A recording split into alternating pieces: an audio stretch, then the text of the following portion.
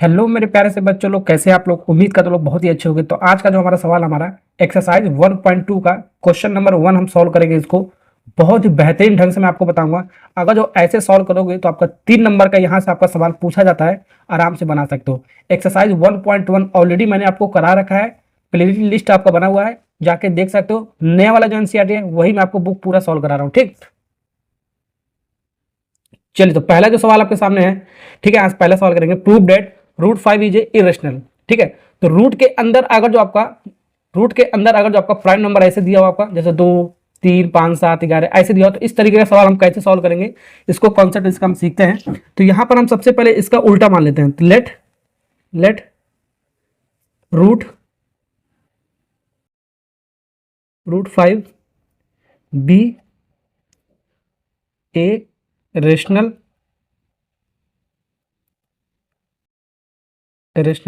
Number.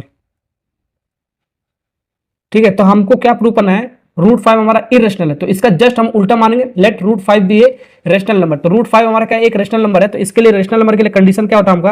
हमारा condition दो आपको याद करके आपको रखना है, आपको दोनों लिखना है आपको एग्जाम में। आपको पहला आपका क्या है, पहला आपका क्या है, दूसरा क्या आपको मैं आपको बताता हूँ, पहला और दूसरा सेकेंड। यानी कि हमारा रूट 5 को हम क्या ले सकते हैं, रूट 5 को हम क्या ले सकते हैं, पी अपान क्यू के फॉर्म में। ये हमने रेशनल नंबर माना पी अपान क्यू के फॉर्म में। ठीक है, अब ये पी अपान क्यू के लिए आपका दो कंडीशन आपका यहां पर कर लेते हैं। पहला हमारा पॉइंट क्या, हमारा P and Q R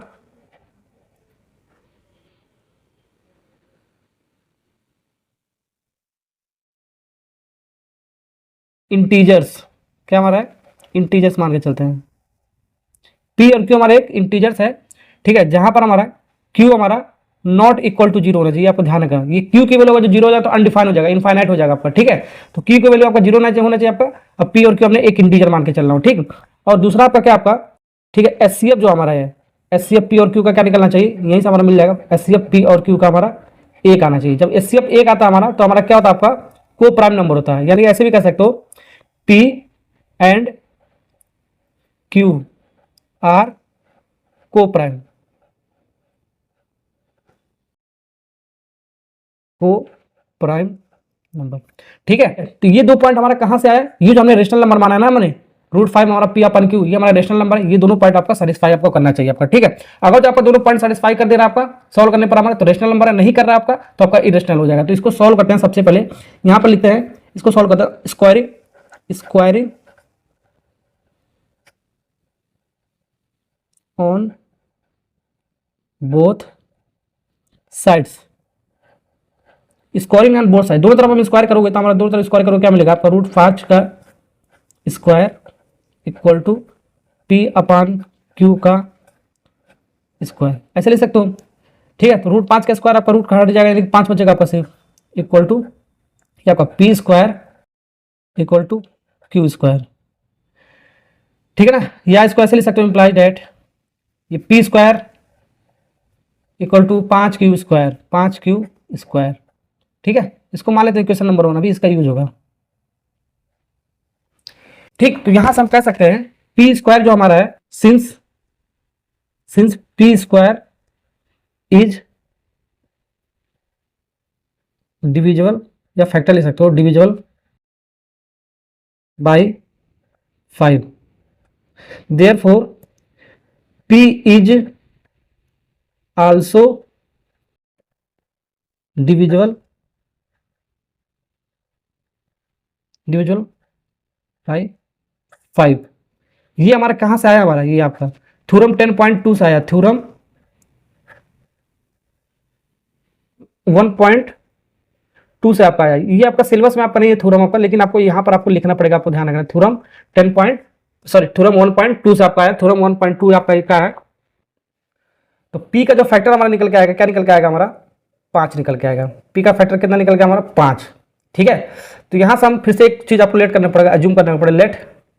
late जो हमने ये माना क्या, P equal to 5, P equal to जो भी हमारा यहाँ पर आएगा वो हम लिख लेंगे, P equal to 5 R. R भी हमारा एक इंटीजर, हमारा पॉजिटिव इंटीजर हमारा।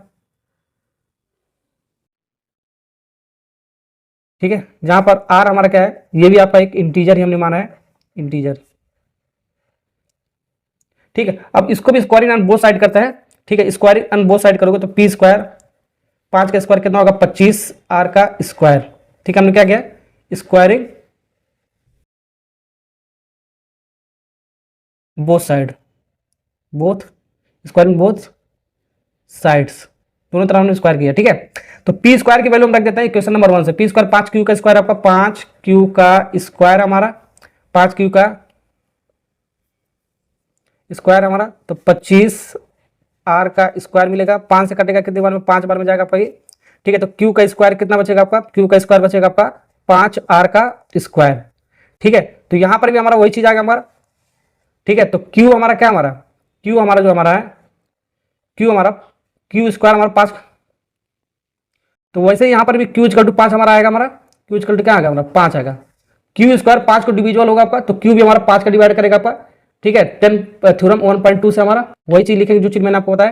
तो डायरेक्ट हमारा क्यू का फैक्टर कितना निकलेगा आपका 5। ठीक है, एक चीज लिखो दूसरा डायरेक्ट सिमिलरिटी से लिख सकते हो। ठीक है, तब यहां से हमारा जो एचसीएफ निकल के आएगा, सबसे पहले इसको एचसीएफ निकालो, तो एचसीएफ हमारा क्या आएगा आपका, तो यहां से हमारा पी का फैक्टर कितना आ गया हमारा, पी का फैक्टर कितना आ गया हमारा वो 5, और क्यू का फैक्टर कितना आ गया हमारा ये 5 आ गया। तो यहां से इन दोनों का एचसीएफ कितना आ गया आपका, एचसीएफ हमारा कितना आ गया हमारा, एचसीएफ चेक करते हैं।